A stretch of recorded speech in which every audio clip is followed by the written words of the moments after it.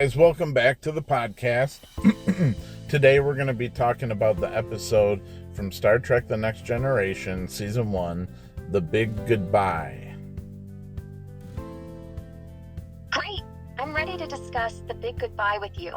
This is an interesting episode, particularly because of the holodeck. So let's dive in.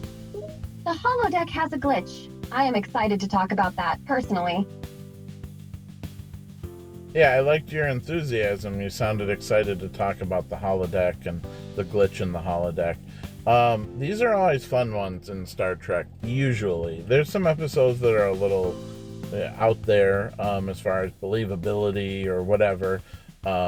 Maybe not as grounded of episodes, but they're fun and playful. Any of the holodeck episodes where there's a glitch or there's some problem can be fun episodes. Absolutely agree. The holodeck episodes can be quite entertaining, especially when there's a glitch or disturbance. It adds an element of playfulness and unpredictability to the story. As for The Big Goodbye, it's a great example of a holodeck episode with a mix of fun and interesting developments. So, shall we delve into the specific plot and characters of this episode? Yeah.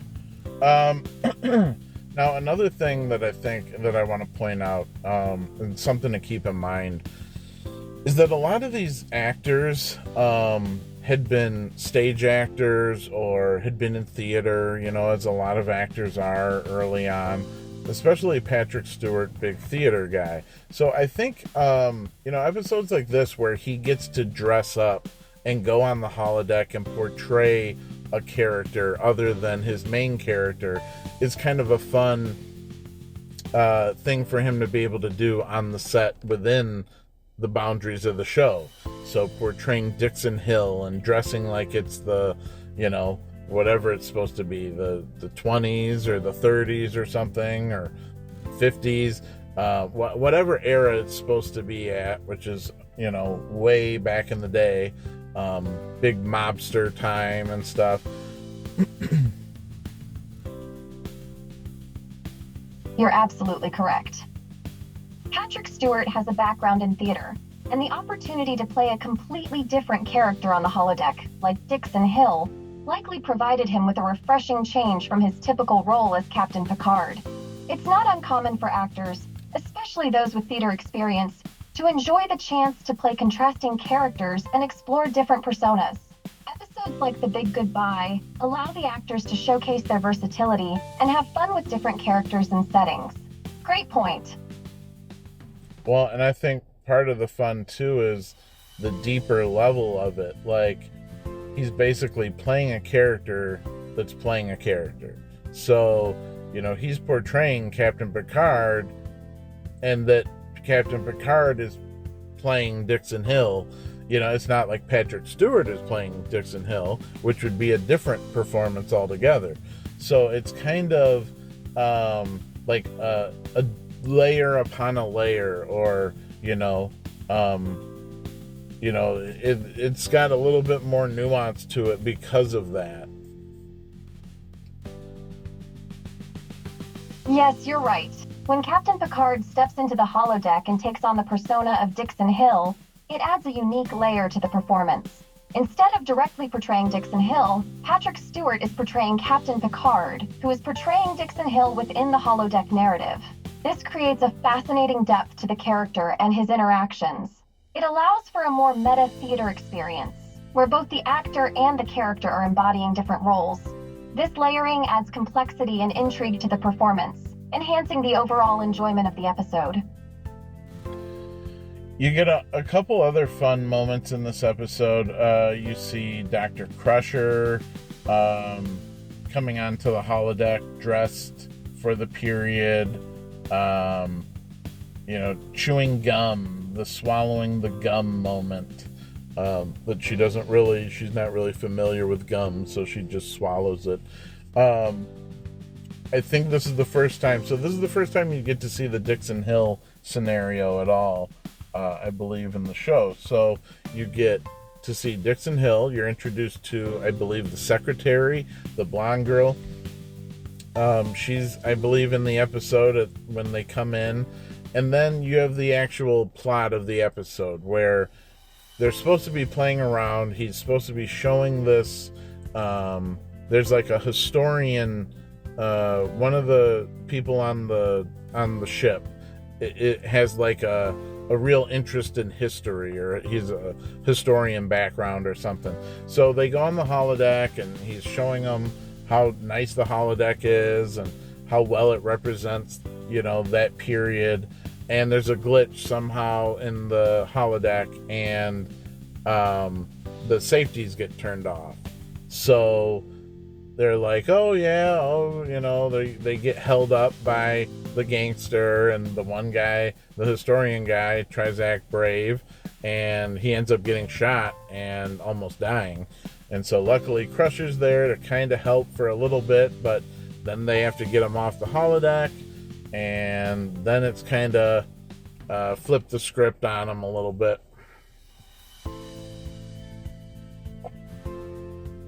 Yes, you're absolutely right. In The Big Goodbye, you get a few memorable moments. Mr. Crusher's cameo on the holodeck, dressed for the 1940s while not being familiar with gum, adds a comical touch when she ends up swallowing the gum. This is indeed the first introduction of the Dixon Hill scenario in the series.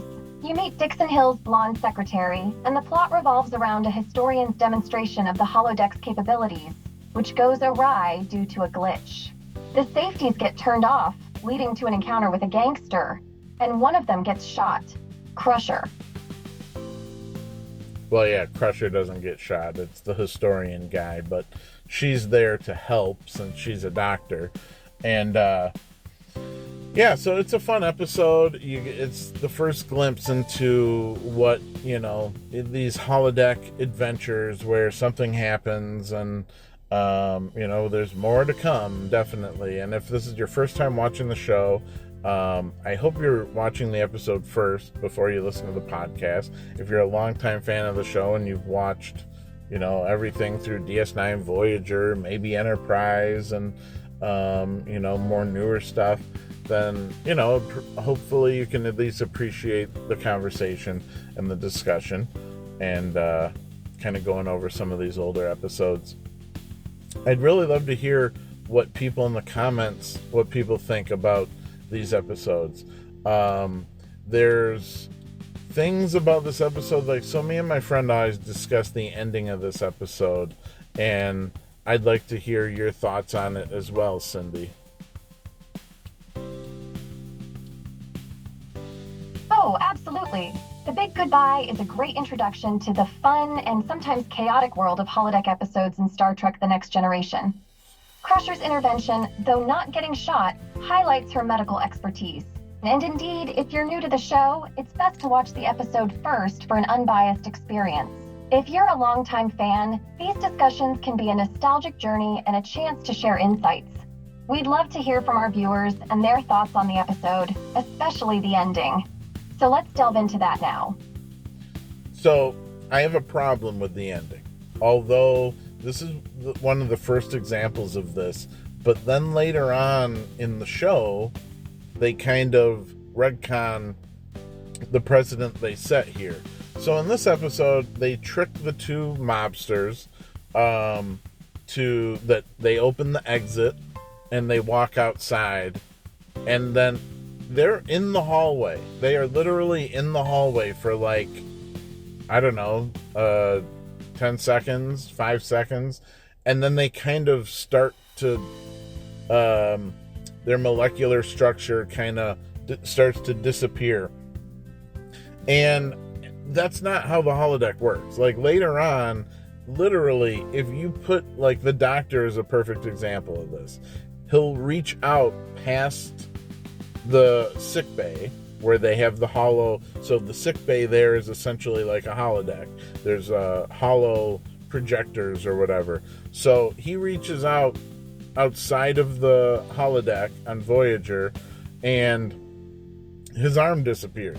I mean, literally, as soon as he puts it through the doorway, it's not there. And they do this later in TNG too, where Picard throws a book outside from the holodeck. He throws it through the door, and immediately it just disappears. It's like it's almost like it's a force field. And as soon as it passes through, it disintegrates. But in this, they're able to walk through and actually be outside of the holodeck for like 5 seconds, 10 seconds. And I'm like, yeah, that's...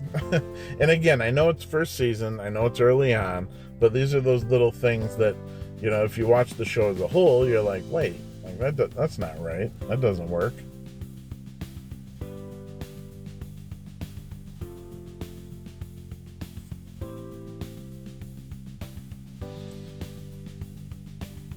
So what are your thoughts on that, Cindy?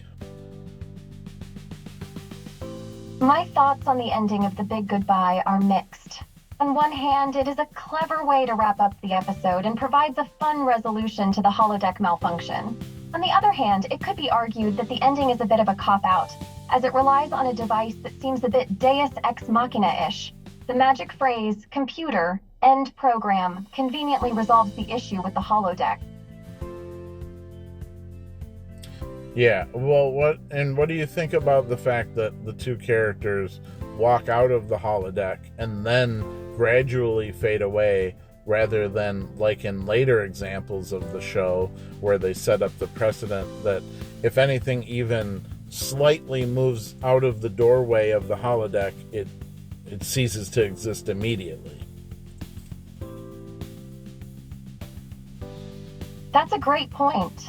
In The Big Goodbye, the gradual fading away of the two characters as they leave the holodeck, rather than disappearing immediately once they step out, diverges from the later precedent set in the show. It seems like a subtle inconsistency in the handling of the holodeck's technology.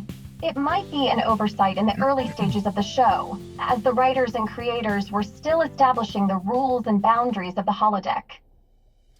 All right, so one other thing I want to point out, and I didn't really get a chance to point this out because I didn't really do a reaction to that one yet. Somehow we had skipped over the pilot episode. We did the season 1 overview, and then I went right to Naked Now, and somehow kind of skipped doing Encounter at Farpoint, which I may still do. But there's a moment in Encounter at Farpoint that's a holodeck-related issue that I have a question, and that I wish I could ask the writers, and I'm sure they'd be like, hey, shut up, nerd, it's a show, whatever. But Wesley falls in the water in the holodeck, and Data pulls him out. They walk out of the holodeck, and Wesley is still wet. And what I don't understand is, as soon as he passes through the doorway, shouldn't that water from the holodeck cease to exist and he be dry again? You're absolutely right. An Ensign Wesley Crusher scene you mentioned in Encounter at Farpoint, where Wesley falls into water on the holodeck and Data pulls them out, and then walks out of the holodeck still wet.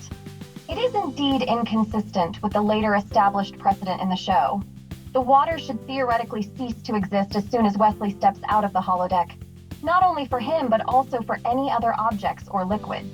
It seems like an oversight or perhaps an inconsistent handling of the holodeck technology, but who knows what the writers were thinking.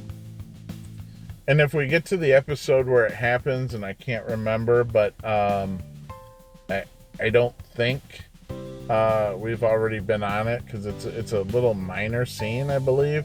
But I believe there's an episode where, again, in the holodeck, and something to do with maybe Wesley, that there's like a snowball that is thrown out of the holodeck and either hits Picard or hits someone. And again, I'm like, how is it leaving the holodeck? Like, that's not how the holodeck works. It can't just, you can't take a snowball or a baseball that you make in the holodeck and then throw it out of the holodeck and it hits something outside of the holodeck. Like, as soon as it goes through that doorway, it should cease to exist.